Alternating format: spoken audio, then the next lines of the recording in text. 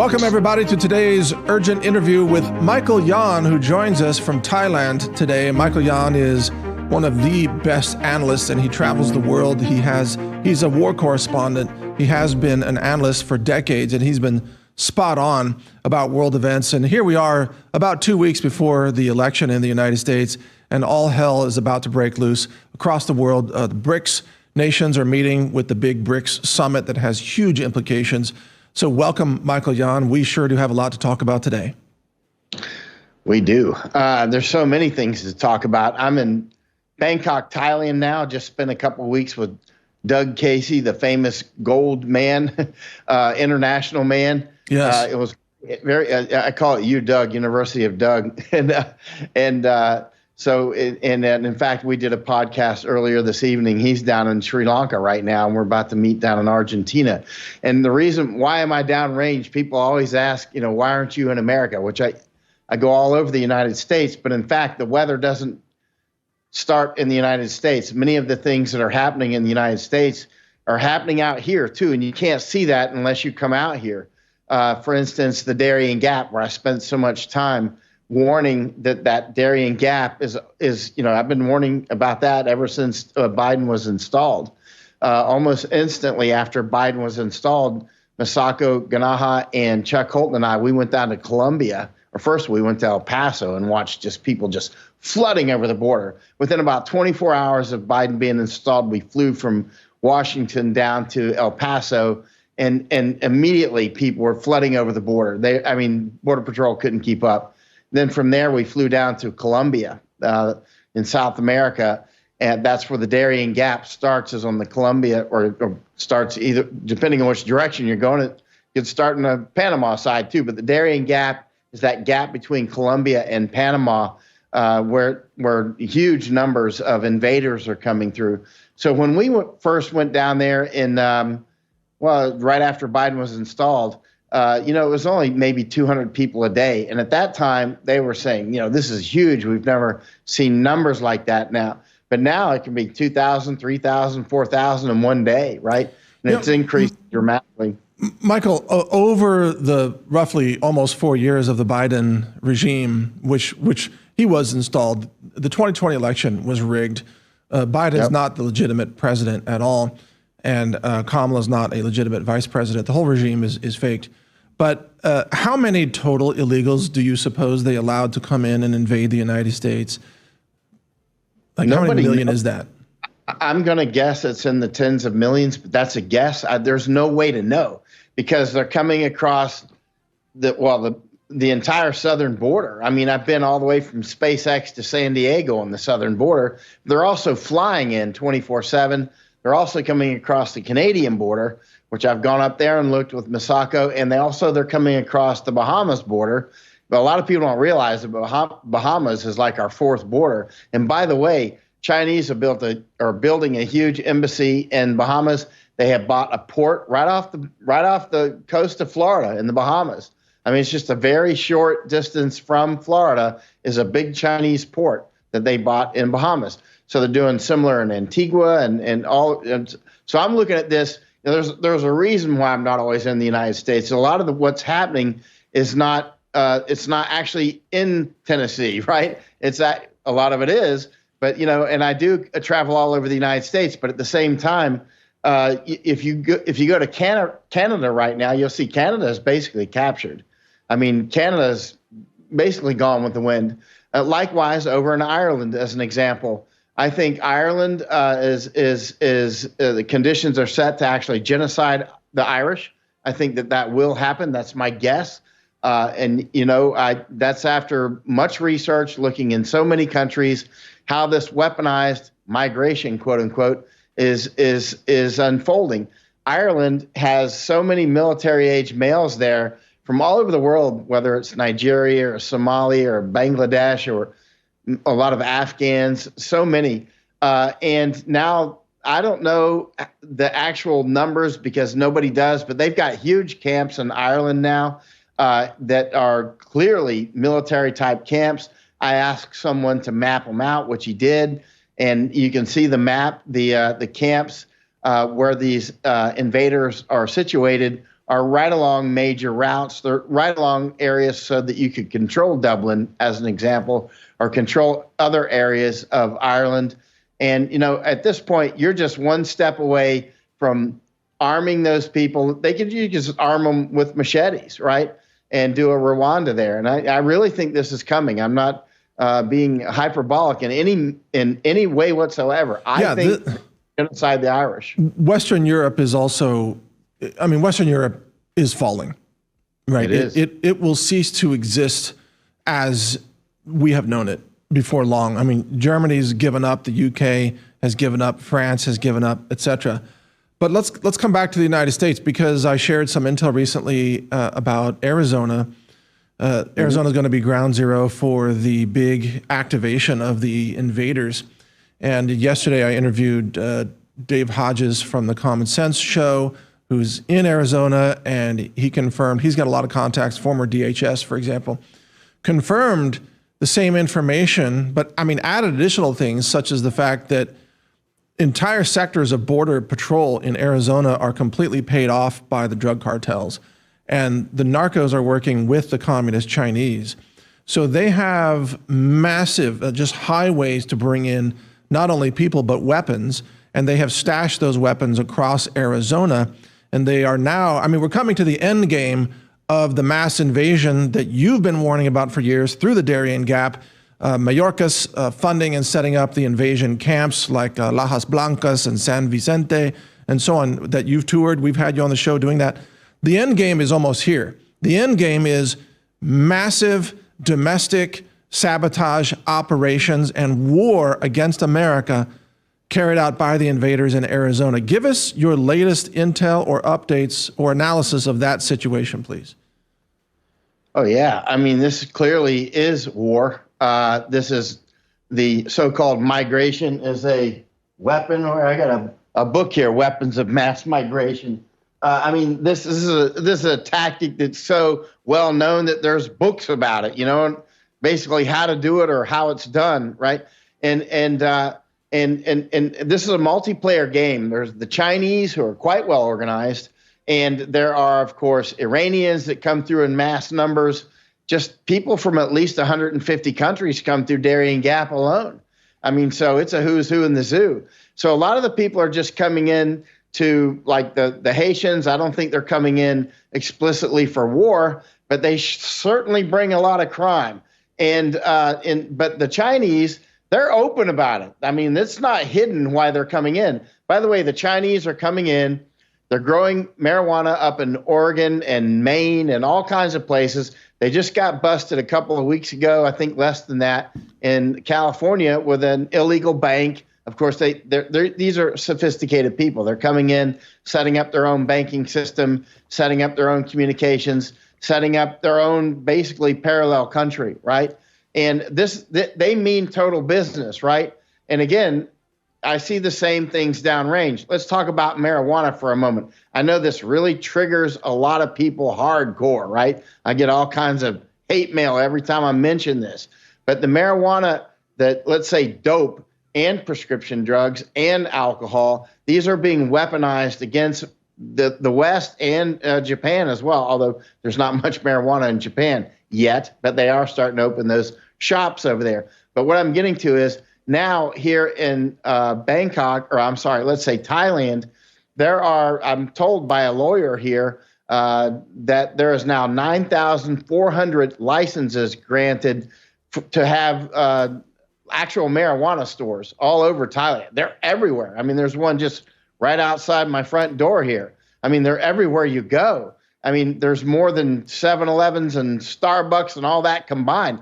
And those all started about 2 years ago, right?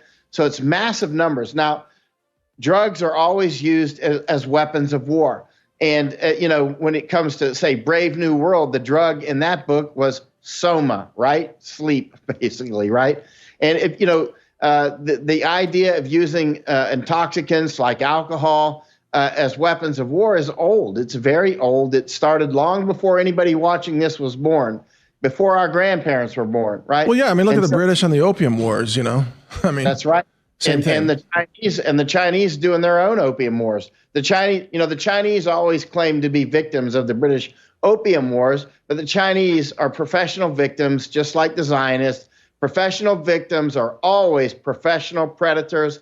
I've never seen an exception to that anywhere in the world, like the Rohingya, right? There's a reason why nobody wants Rohingya around, right? The people that are professional victims, in my experience, are always professional predators. And the Chinese will always say what the British did, but the Chinese still do it today, right? Like the fentanyl that they're pumping across into the United States and into other places, fentanyl into Taiwan as well, right? Not Thailand, but Taiwan, but also Thailand as well, right?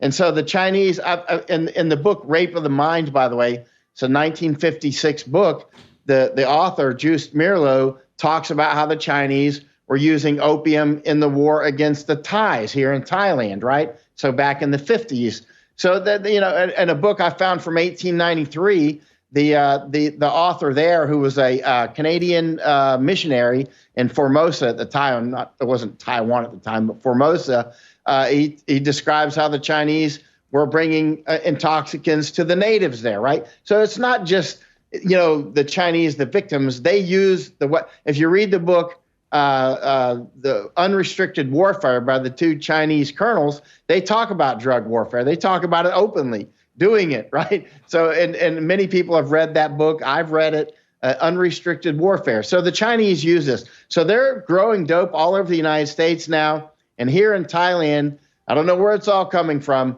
but there are huge numbers of stores here now. And again, if you want to control a country, you want to have people smoking dope or drinking alcohol or some sort of addiction. It doesn't matter if it's prescription or whatever. Or opioids in the USA, opioids.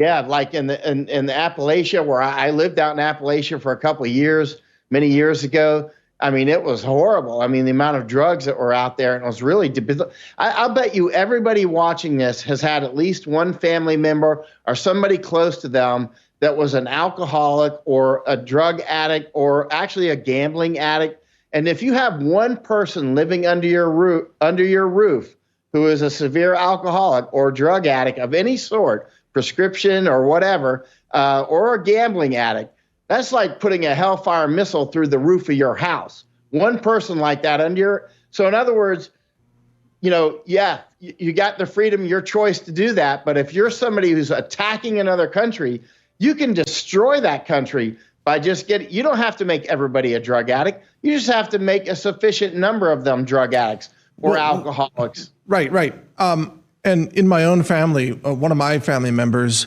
also died from a fentanyl overdose a few years ago. Found him in his vehicle in a parking lot with a needle in his arm. And it struck my family as well. I didn't know that person very well, but I knew of him, kind of a distant relative, but it struck my family as well. And what's even more horrifying, although we're getting a little bit off topic, is that the medical industrial complex uses now overdose deaths. If that person still has a heartbeat, they bring them in, they keep them alive, and then they organ harvest that person while they're still alive. And they simply pronounce them brain dead. And then they do organ harvesting to generate lots of money for the organ harvesting and transplant industries. But they will keep these people alive, and some of them begin to wake up when the organ harvesting begins. And we just covered a story of a man who woke up and became alert, and they had to stop the organ harvesting. They didn't take his heart yet, but he was like, whoa, I'm alive, I'm right here. But the doctors had pronounced him brain dead. So you know how we talk about America having this moral righteousness in order to lecture China about organ harvesting, and the great hypocrisy is that organ harvesting takes place every day in America in every major hospital across this country, and it's done for profit, and they prey upon the overdose victims, by the way. Did you know that? Yes. Michael, what about the children that you've reported on, I don't know how many times, 100 times? Where are these children going to? And we see the Border Patrol loading them up on the buses. They're at Southwest Key there in Brownsville, Texas, at that super center, the Walmart super center. I've been there quite a few times. You've reported on your show. where are these children disappearing to? Right. Are they being harvested? Are there? I have no idea. They're just like vanishing by the hundreds of thousands. No, they're okay. Well, since you're opening that box of craziness, the children are, some of them are trafficked to the Middle East, and they're sold as sex slaves to wealthy royalty in various countries in the Middle East. You probably heard those stories. Others are sold to political elites. The United States? Yeah. They are smuggled out of the United States across the southern border and taken to the Middle East because blondes, especially blonde children in America, have special value in the Middle East.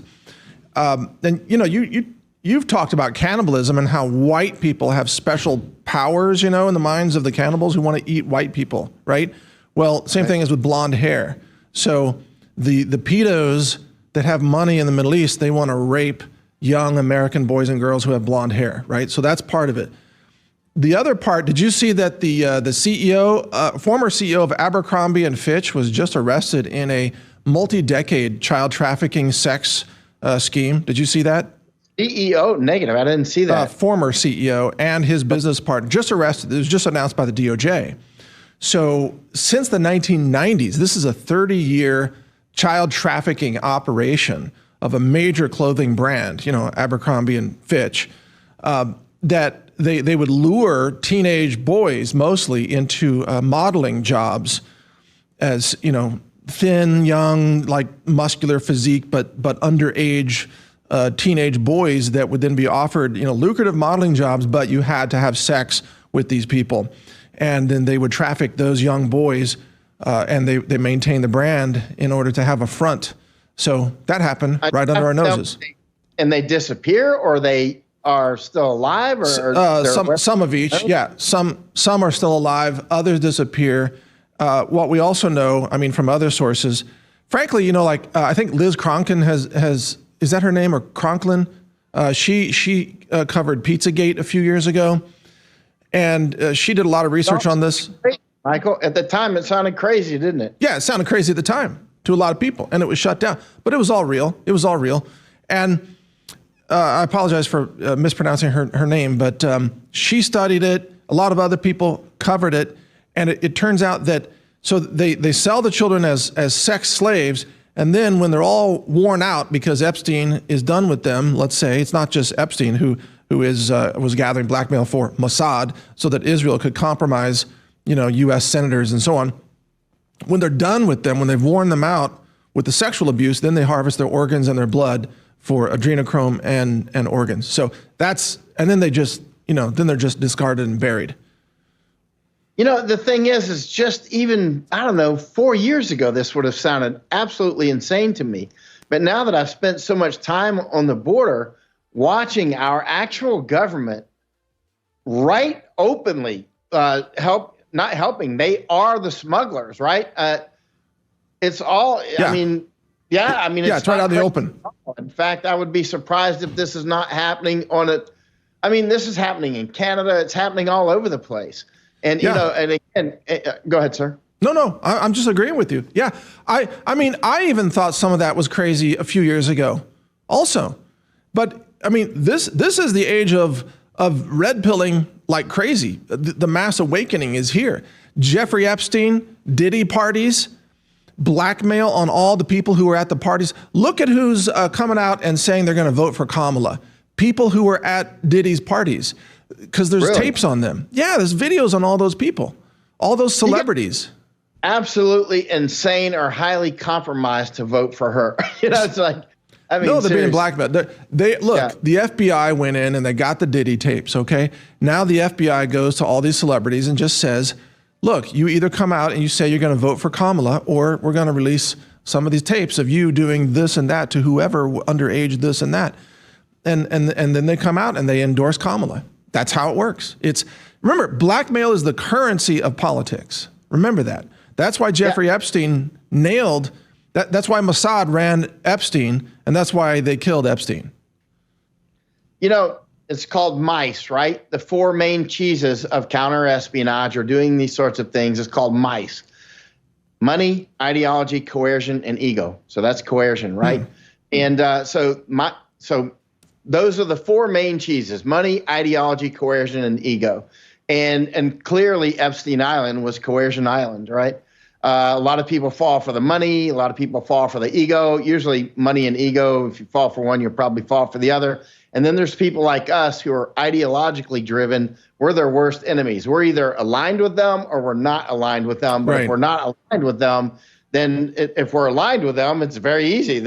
You'll do it for free. Right. But if you're not aligned with them, there's no amount of money that you'll take, right? That's why they usually come after us eventually and kill us, right? Because they can't buy us off, they can't coerce us, and our ideology trumps our ego.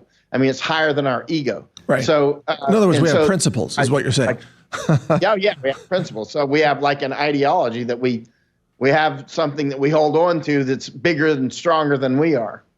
Right. Well, it's funny because I was having a private conversation with Doc Pete Chambers this morning before I came here. And we were talking about Trump, and I want to ask you about Trump. And he I'm not going to reveal the private conversation, but he was asking, I mean, we were just talking about Trump. And I said to Doc Chambers, I said, look, I only worship two things. Number one is the Lord, and the second thing is the United States Constitution. I worship no man.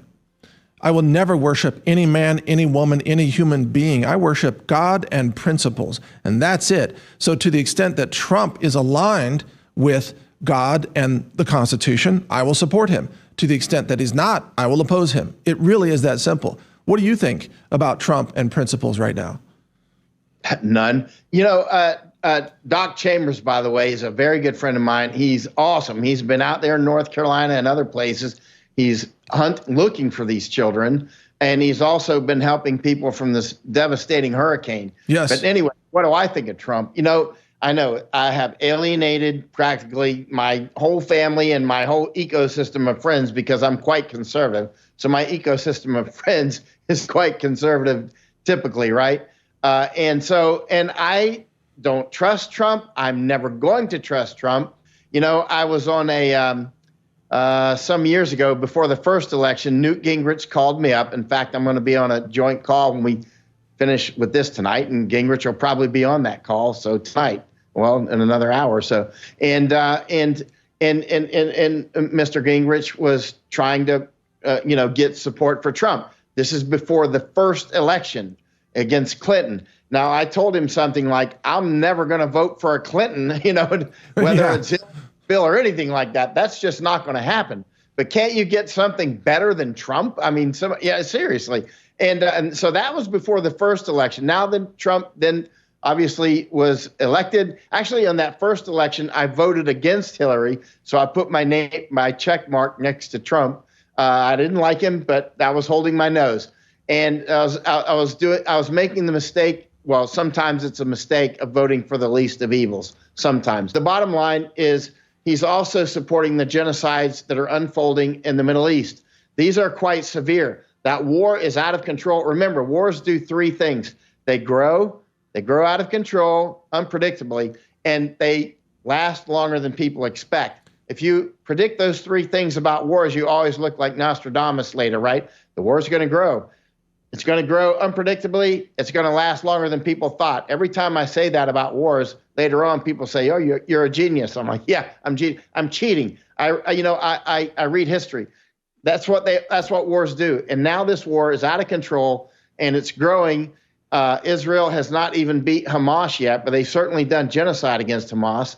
And now they've got the front going, obviously, with Hezbollah, and they want to really get in deep with Iran. Now, of course, Israel is hanging on by a thread. That thread is called the United States. If the United States is no longer there to support Israel or turns against Israel, which Israel seems to think is impossible, but it's not, right? At that point, Israel will be gone, right? And I don't know what's going to happen to Israel. I do not want to see Israel get genocided, but I could easily see that could happen. Now, people will say, go ahead. Oh, yeah. I'm sorry, Michael, let me interject here a couple of things. I agree with you that Israel is committing genocide against civilians. They have bombed Gaza into rubble, and they are now wanting to, they've been bombing apartment buildings and hospitals in Beirut. They've been bombing southern Lebanon. And Smotrich just came out, I think yesterday, and look at this progression. He says we now have to settle Gaza, which means they need to move in. Israelis need to move in and build houses there and take over Gaza. Here's how it started. After October 7th, Israel said, well, we have to defend ourselves against Palestinians, so we have to attack Gaza. So they attacked, they dropped bombs, they dropped, I think, more than 80,000 kilotons of bombs, which is multiples of Hiroshima and Nagasaki in the aggregate. I mean, they've done to Gaza more than what the U.S. did to Hiroshima in World War II, by far. And they kept on bombing.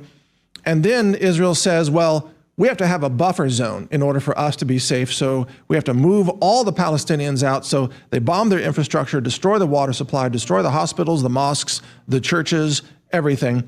Now they're saying, well, in order for us to be safe, we have to settle Gaza. So we have to just take it and live there.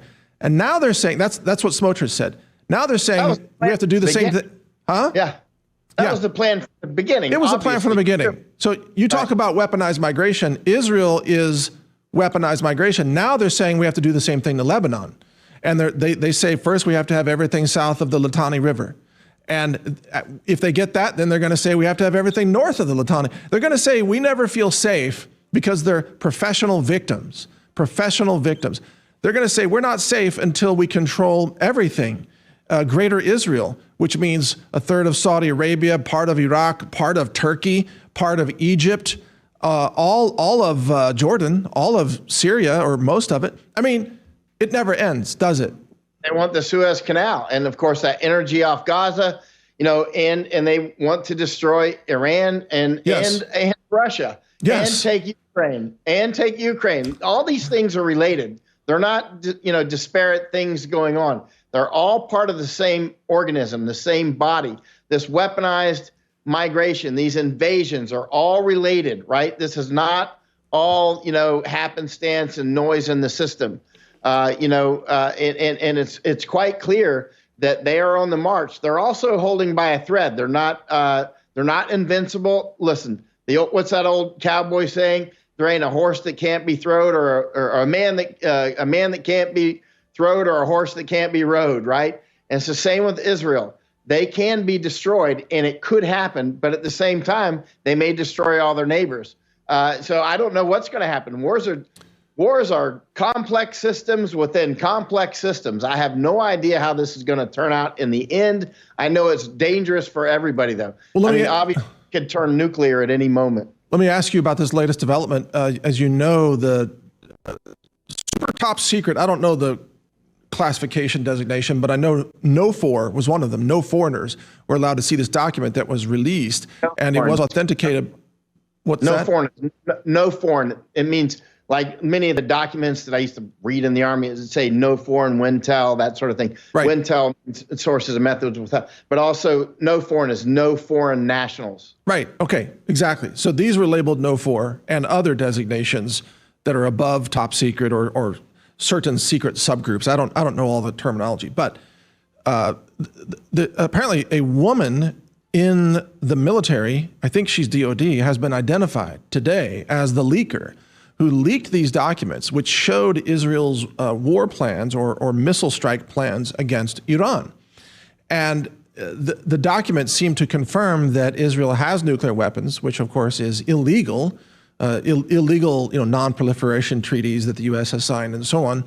But more importantly, that the weapons that Israel is gearing up to use are designed to take out Iran's anti-air defense systems, meaning that this would have been the first strike wave of many strikes to come. The first wave is to take out its anti-air defense systems, many of which are Russian, which means you're going to have Russian soldiers that are probably manning these systems, I would imagine, in and around Tehran or the oil fields. So then Russians are going to get blown up by this. And then Iran has, 100,000 ballistic missiles or some insane number. They may have EMP weapons. They may have nukes.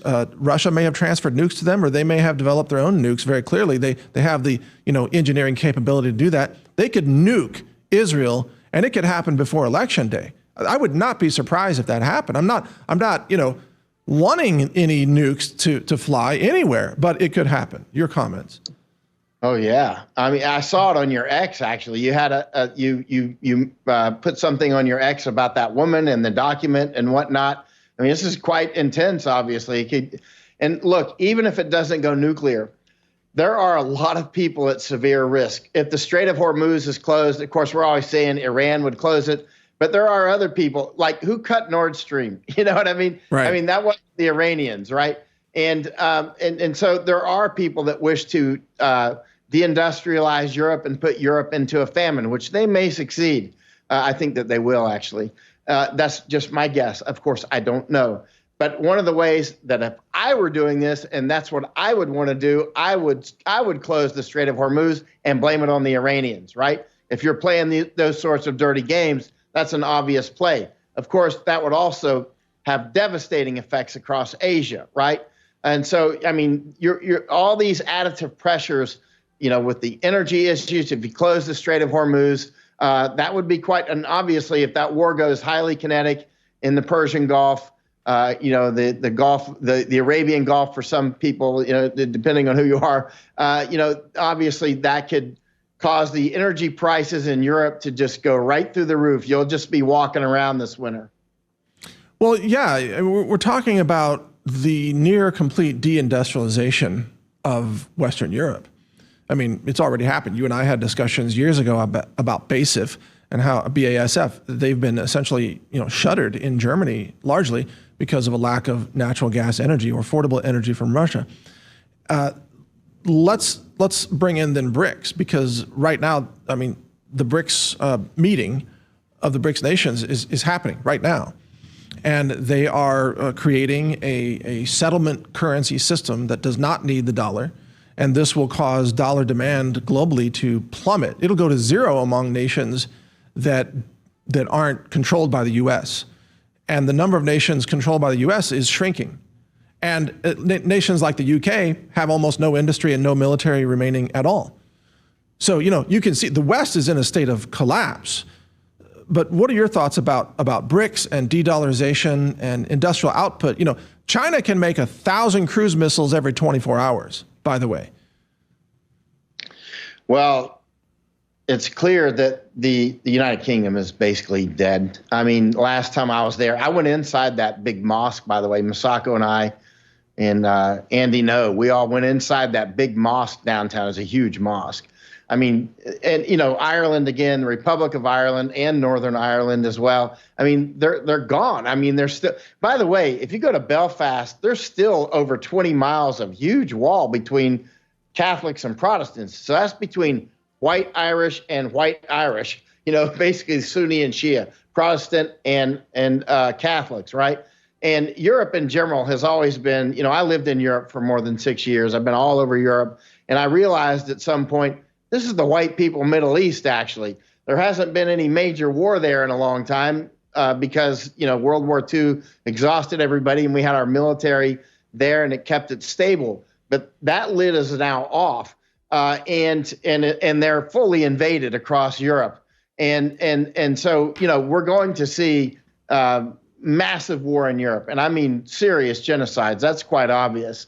And so what do I think about the does the United Kingdom even have one bar of gold left? You know, by the way, back pre-World War II, or as it was ramping up, the BIS, the Bank of International Settlements there in Basel, Switzerland, the Bank of England helped them steal the gold from Czechoslovakia and give it to the Nazis. It's in a book called The Tower of Basel, by the way. It's a very interesting book about the formation of the Bank of, you know, so they literally, the Bank of England helped the BIS steal the gold from Czechoslovakia and give it to the Nazis. And the Nazis used that to buy weapons to fight us all, right? You can't make up this stuff.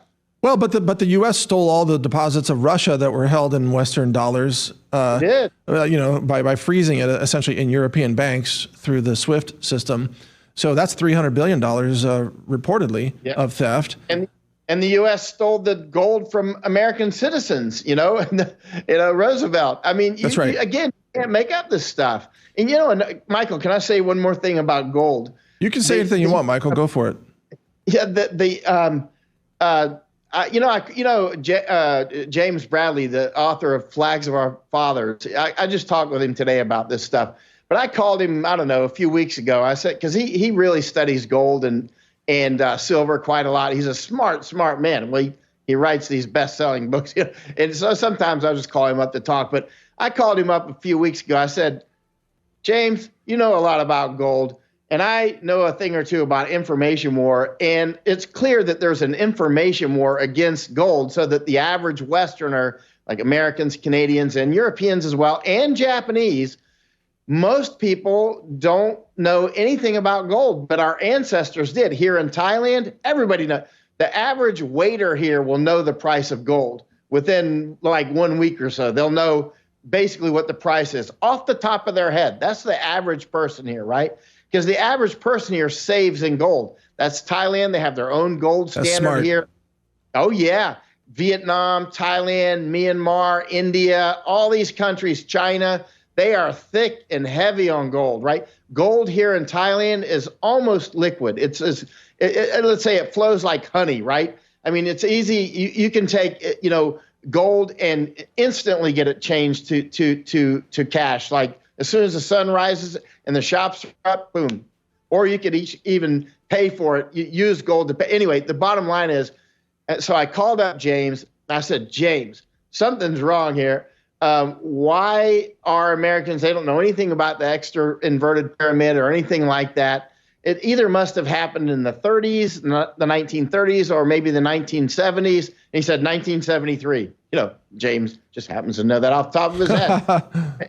And I said, well, 1973, because as you know, in 1971, on August 15th is when we left the gold standard, right? When when de Gaulle, from France was like, hey, I want my gold, because I think he was suspicious we didn't have the gold, right? Because we had gold-backed money. And suddenly the United States is like, uh-oh, or there's somebody's calling our bluff here. So, we're off this gold standard. So in any case, after about 1973, according to James Bradley, that was when, if you look at any of the finance books or MBA books and all that, they no longer taught that gold was the actual real money, right? That the real money, that the money of kings and the money of gods is gold, and the money of war is gold, right?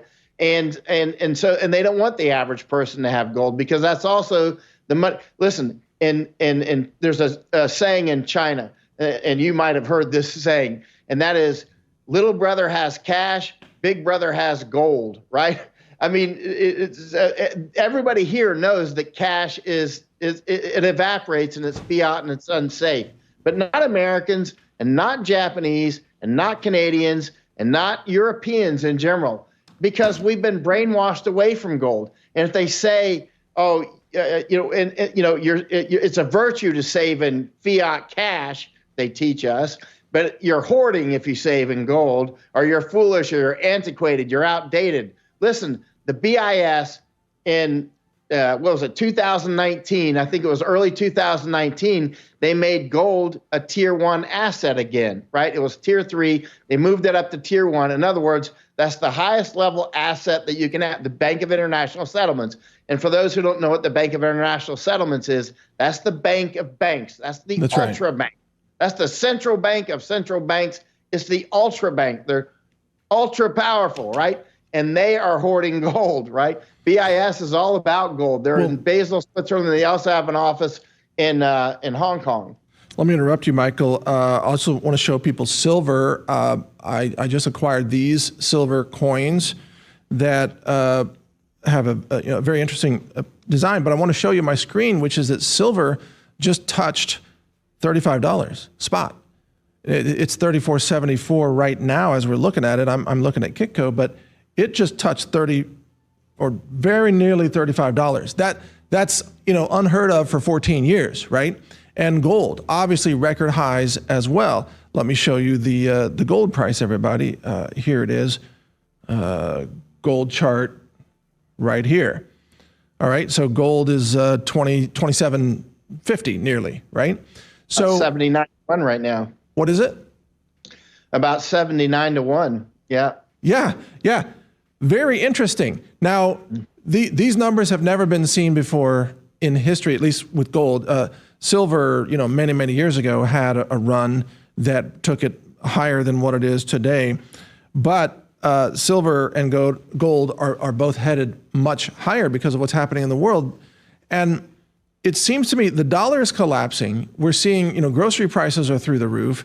Cost of living prices, insurance costs, and so on are through the roof. When people shop at the grocery stores right now in America, they feel like they're living under Weimar Germany hyperinflation. Like, do I need a wheelbarrow of dollars to come in here and buy a loaf of bread at this? I mean, we're not quite there yet. We're not at 50% inflation per month, but that's where it's going. And I've been in countries like that, and it's a good place when I had dollars at the time, but it's not a good place to be. But what I want to say to you, Michael, and ask your response is, I don't think Trump can stop this. I don't think he will stop it. When Trump was president, he printed trillions of dollars in debt, or his administration did. He wanted very low interest rates. He wanted negative interest rates. And you've spent time with Doug Casey. What would Doug Casey say about artificially low negative interest rates and what that means for the money supply? That's funny, because I was just we just taped a podcast together like 2 hours ago. And so after we finished, and his prediction at the end, well, he started talking about interest rates. So you watch the podcast, I guess it'll be up in a day or so. And I asked Doug Casey, I just spent 2 weeks with him, by the way, in Thailand. Masako and I, again, we call it UDoug, University of Doug. And we're about to go stay with him in Argentina to carry on these conversations further. But I asked him about silver just a couple of hours ago. And Doug said, and again, Doug Casey made a fortune on gold. Everybody in the business knows Doug Casey. If they're in the gold business, they know Doug Casey. And Doug said he wouldn't doubt that if, and by the way, we're doing a weekly podcast together now. But Doug Casey said he wouldn't doubt if silver goes to 200 an ounce. Oh, wow. Some people think so much. Yeah. He just said that like 2 hours ago. He said he wouldn't doubt that at all. And some people think it might go much higher than that. So yeah, on the negative interest rates, I mean, that's something that, again, if you watch our podcast, Doug, at the very end of the podcast, Doug started talking about interest rates. Better to get that stuff from him. Okay. Yeah. Well, I'm really glad that you're doing a weekly broadcast with Doug. And I also want to announce to our audience that you and I are doing a bi-weekly interview. So you'll be a guest here every other week, schedule allowing, depending on your travel schedule. But I want to mention your website. It's michaelyon.substack.com, and Yon is spelled Y-O-N. So michaelyon.substack.com. And Michael, where's your donation button? Because I know you need some financial support to keep doing what you're doing. You don't plug anything. You don't have sponsors per se. I'm terrible at plugging stuff. I guess it's because I'm from the South, like truly from the South. But I've run on donations since 2005, right? So my principal way to fund everything is straight up donations, gifts, that sort of thing. Where's the button for that? I'll put it on my Twitter when we get off, but it's probably not on Substack. If it's not, I'll have to ask them to put it up there. That's how terrible I am at this. But yeah, I'm actually, here's the thing. I'm not sponsored by anybody at all, right? Now, sat123.com, the excellent sat123.com did give us some satellite radios and eco flow, generator or, power bank, giant power bank. And also Starlink, which was very useful down in Panama. And also, I think Ann's using it in North Carolina right now, right? True. And so Ann Vandersteel is just Johnny on the spot. She's been out there in that hurricane, and she's using that gear. But otherwise, I mean, like, I'm always plugging gold, but I'm not sponsored by any gold people at all. You know what I mean? It's like, or silver or anything like that. I just know how important it is. And I realize that average Americans and Europeans and Japanese too, they've been brainwashed that gold is bad or antiquated. But yeah, I need some sponsors. Actually, I need to get adult about this and actually start, getting sponsorships from people I'm plugging anyway. Yeah. Well, I mean, I can connect you with some sponsors that I know and trust. If you can evaluate them and see if if you like them. I know that in the gold business, there are some hucksters out there, big time. And people get taken, they call in to a gold company and they end up overspending sometimes like 50% more than what they should have spent for the number of ounces that they get, because they're sold on all these like rare, high premium collector's editions, proof coins and things like that, which is not what you want to be buying. If you want to stack gold and silver, right? You want the most ounces for your dollars if you're just getting regular coins. So there are trustworthy companies that I know, and then there are untrustworthy companies. And a friend of mine, Andy Scheckman, who runs Miles Franklin, which is not a sponsor of ours, he was telling me about how he is helping people fix if they got ripped off by some of these unscrupulous gold dealers. Andy's helping them get their money back. And he says it's crazy. The number of people that are reaching out to him to help them is through the roof, because especially a lot of older people are, retirement age people, they're getting taken to cleaners on this. So we could have a conversation offline. I would just advise people, be very cautious where you spend money on gold and silver. Make sure you know what you're getting. Yeah, buy as close to spot as possible, I wouldn't, unless you've got just money to throw around. I would not be buying these expensive coins. But obviously, some coins like silver, a lot of people buy those for potential trade. Eventually, the electricity could go out and that sort of thing, and we all expect that it will at some point. And you will need things like silver, of course, to transact. Gold, of course, is a little bit too valuable for the average transaction, so that could be problematic. But yeah, just buy as close to spot as possible. Yeah, I was looking for it around here. I've got these prepper bars, which are silver. Can't find them right now, but you can break them off, but they're a lot more expensive than just spot price, because there's a utility that's built into it. There's a manufacturing cost that's built into it. Or like these gold backs, so it's like 1/1000th of an ounce of gold. You've seen these. These cost more than spot, because obviously there's a manufacturing cost, but what you're doing. If you're buying these, you're getting the utility of like 1/1000th of an ounce. Like each one of these is worth a little bit over $5 now. So you can hand somebody like $5 worth of gold. But if you just want to stack ounces, you want to buy, coins or bars, just maximum ounces per your dollar. And people that do that they call themselves stackers, by the way. So if you go on YouTube or whatever, and you'll hear stackers talking, and generally they talk in ounces, right? They don't even talk in dollars; they talk in ounces, and they talk about their ratio of silver to gold and that sort of thing. How much? Because some people really like to stick to silver. Most people like to save in gold. Like here in Thailand, their silver is hardly used at all. And this is like a gold. By the way, Suvarnabhumi Airport, which is the main international airport in Thailand, in Sanskrit, that means land of gold. This place is so gold backed. The baht currency here is called the baht, right? But also the measure for gold is called the baht. It's about 15.244 grams, I believe, is the baht, right?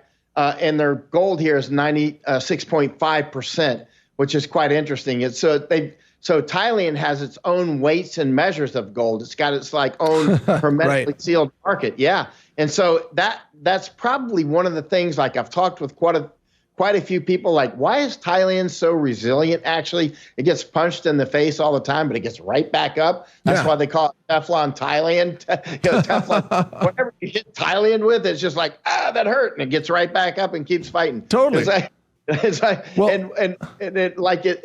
One of those is that there's a lot of resilience built in, because there's so much gold that are spread around. The average person here has it, right? Yeah, that is resilience. It's kind of like growing your own food and having food resilience in your garden. But I found the prepper bar here. This is what it is, and you can break off these little pieces, and different pieces are like 1/10 of an ounce or 1/4 ounce, or I think 1/20th of an ounce. So it's like breakaway silver. But of course, it costs more than spot silver because of the additional, minting and manufacturing cost. So there's always this trade-off between just stacking. Like if you really want to just stack metal, you want to buy bars. Yeah. If you want, where did that saying come from? That gold is for kings, silver is for noblemen, barter is for the common people, and debt is for slaves.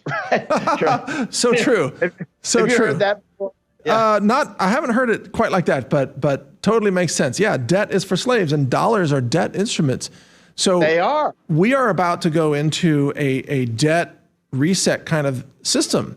Did you see that Trump's been offering to eliminate federal income taxes on more and more groups of people? First, it was waiters and service industry people. After that, it was like no taxes on Social Security income, right? But Social Security is bankrupt. It's a total scam. That's all going to disappear at some point anyway. But now Trump is saying no taxes on firefighters, police officers, soldiers, and veterans. And I keep saying, Trump, why don't you just announce no federal income taxes, period, on anybody? Because it's all taxation is theft. All money printing is theft. You know, and the government doesn't need people's money to spend because it spends anyway, trillions more.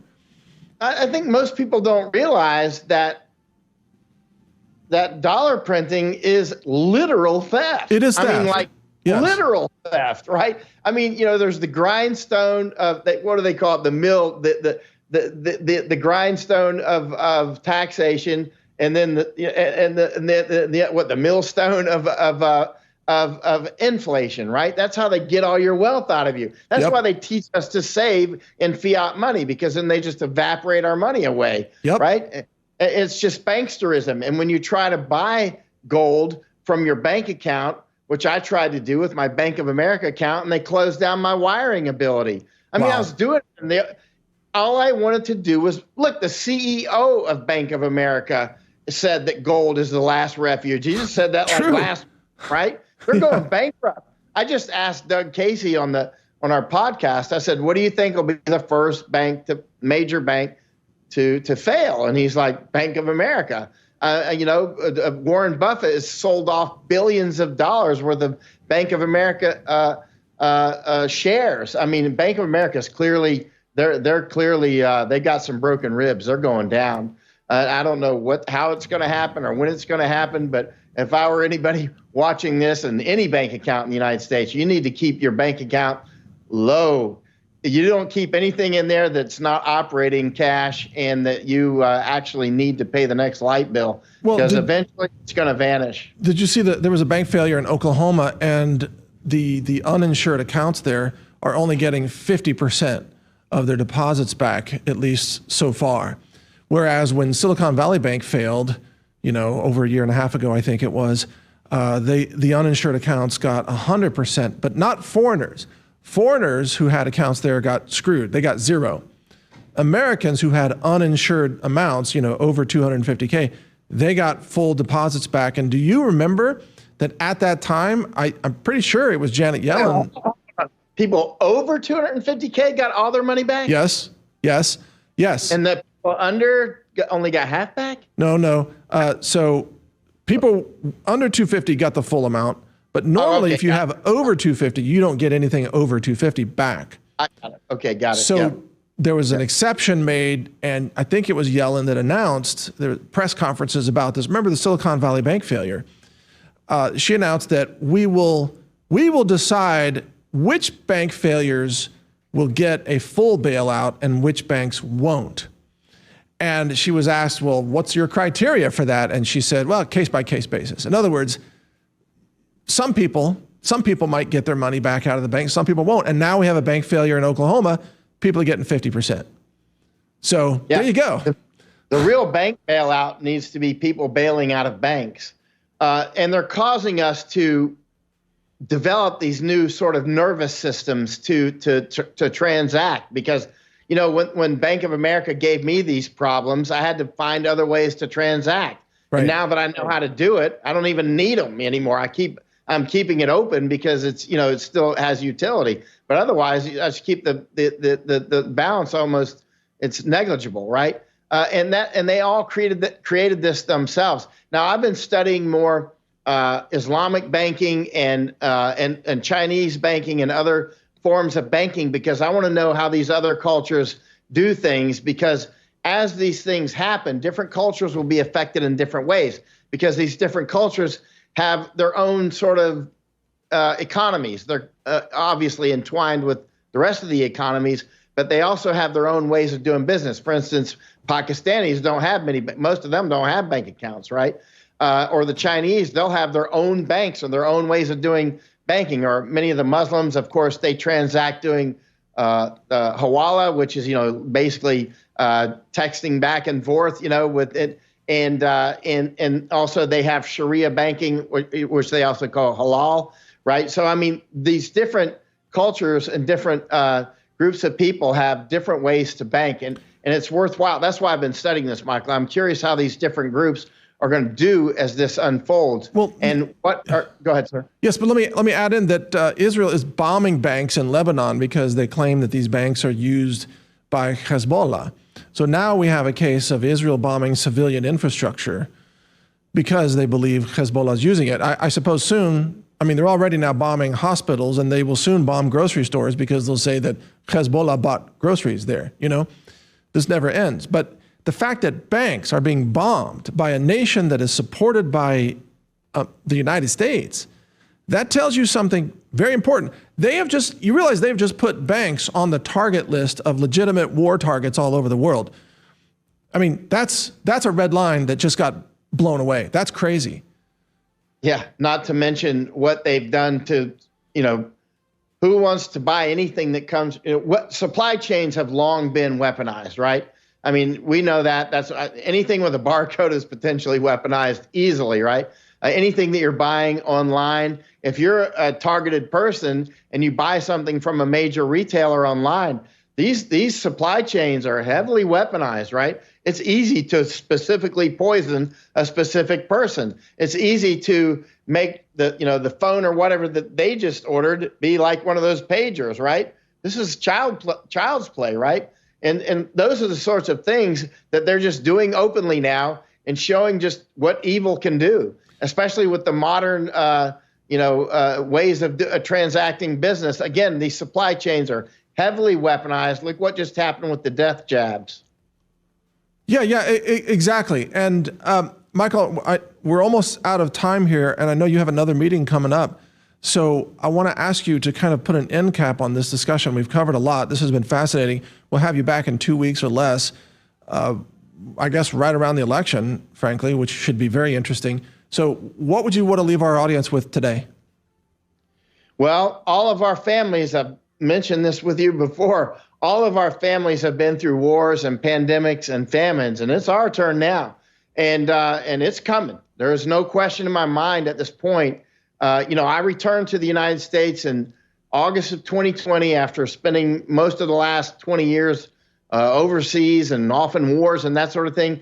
And I returned to the United States in August of 2020 because I could sense we were going into civil war and other forms of warfare. It's clearly going to come to pass, right? Be ready and think it through. Your human architecture, in other words, your friends and your networks of ability to communicate with each other and that sort of thing are absolutely vital. You're not gonna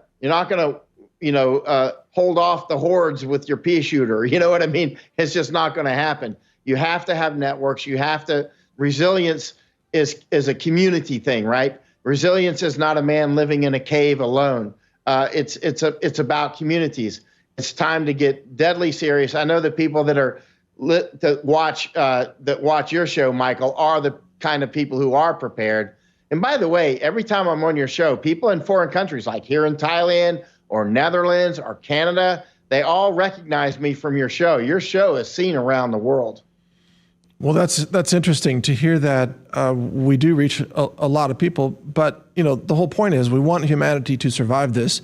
We recognize what's coming. It's going to be a very difficult time. I mean, yeah. I honestly expect 1 to 2 billion humans currently living to no longer be living a few years out. And you've issued many warnings too. You've said the cities may not be survivable coming up. Yeah, that's why I've been calling it a gigacide. I mean, I've been calling it that for several years now, that we're being prepared for a gigacide. Giga meaning billion, right? I mean, this is straight up. I mean, this is very serious. Yeah, that's true. All right. Well, everybody should get prepared. And let me give out your website, Michael. It's michaelyon.substack.com. And also your handle on Twitter or X is Michael_Yon, Y-O-N, Michael_Yon, correct? Yes, sir. Okay. I mean, when I say giga, I don't mean it means billion, but I'm just trying to inflate that. We're way beyond megacide, right? We're way beyond these genocides that have happened in the past, where it's 10 million or 20 or 30 million people, like in China with Mao's Great Famine, maybe 50 million. We're looking at in the billions, like you just said, Michael. It's quite serious. And what's going to happen to the birth rates as well, and also places like Ireland, again. Wait till these famines really settle in, and they're clearly coming. I don't know what they're going to look like, because famines are unpredictable as well. Famine, war, and pandemic, they go together. And lastly, don't you find it interesting that the Zionists want Christians and Muslims to kill each other?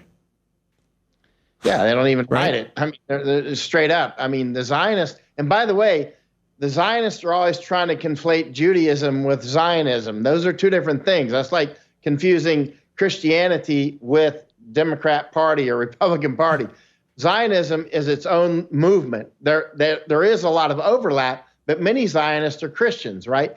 And many Zionists are atheists. So it's not; these are not interchangeable words. And many of the people who hate Zionists most are Jews. I'm on one private chat group that's just me and some Orthodox Jews. I'm the only non-Jew, and let me tell you what, they hate Zionists more than Hamas ever did. I mean, I know. I'm just like, wow, you guys need to settle down. Yeah. Well, this is the danger that we're in. Israel wants America to go to war with Iran, and that will be devastating to America, and it'll also be devastating to Iran. And Russia and China aren't going to just stand by and do nothing. We are on the verge of World War III right now, like potentially within days, it could begin. That's how close we are. So thanks for joining me today, Michael. Let's hope we can talk again in 2 weeks. Yeah. Yeah. Let's hope the exactly. internet's functioning. All right. But just know that I'm out here reconstituting with another group of people, getting them prepared, and I know you'll be the same there. You know what I mean? It'll just be like, we can't talk, but we're going to keep going. We're going to keep building people up. Yeah. We're survivors, and the people we know are survivors. We're going to be here. But I can't say that about the uninformed masses. So if you're watching this show, folks, consider yourself to be informed in a way that's beyond the vast majority of the population. So Michael Yon, again, I'll let you go. Thank you so much for your time. It's an honor to have you on. We appreciate your analysis very much. And I want to ask people to support you. So get a donate button up there on your Substack, so people can send you crypto or whatever. Thanks, Michael. Okay. Thank you, Michael. Take care. Thank you for having me. Bye-bye. Okay. Bye. All right. So that's Michael Yon joining us from Thailand. He is up at crazy hours of the early morning in order to give us this interview. And he'll be back with us in 2 weeks, God willing, depending on what happens between now and then. I'm Mike Adams, the founder of Brighteon.com. Thank you for watching today. And get prepared, get ready, and get some gold and silver while you're at it if you want to have anything left. So thanks for watching. Take care.